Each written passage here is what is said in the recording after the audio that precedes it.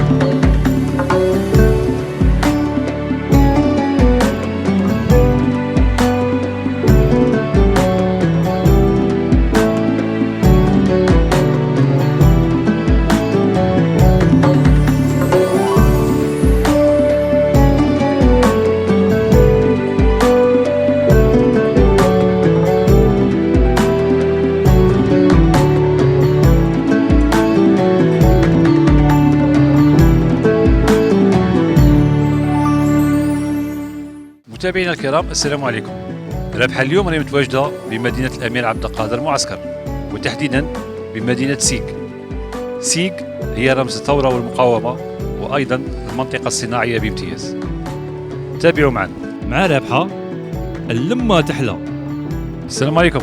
السلام ورحمة الله. تعرفوا عليك؟ عمار مختار. عمار، كي راكم مع أجواء رمضان في سيك؟ الحمد لله يا رب، الحمد لله، نعمة بالله. اليوم فلون رابحة جاتكم بمسابقة، لو كان تفوز تربح معنا بهذا الهدية. شكرا لك. اختار سؤال. هاي شو نقرأ لك؟ بسم الله.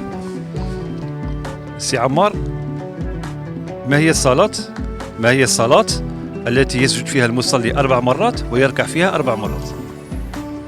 الظهر. لا، كاين صلاة المصلي يركع فيها 4 مرات ويسجد فيها 4 مرات. 4 سجدات و4. هي سهلة، غير فاجأتك. لا لا معليش اخ عمار، حنا نرحبوا بك مشاركه معنا ونعطوك هذه الهديه القيمه. اخ عمار، وقول لنا كلمه بمناسبه رمضان للشعب الجزائري. الشعب الجزائري ان شاء الله يصوم بالصحه والزين ان شاء الله، والهنا والعافيه ان شاء الله. مع رابحه اللمه تحلى. الجهل عزدين من سيك. من سيك باذن الله. فلون رابحه جاتكم في سيك مسابقه، لو كان تفوز تربح معنا بهذه المسابقه ان شاء الله. هي تفضل اختار. بسم الله.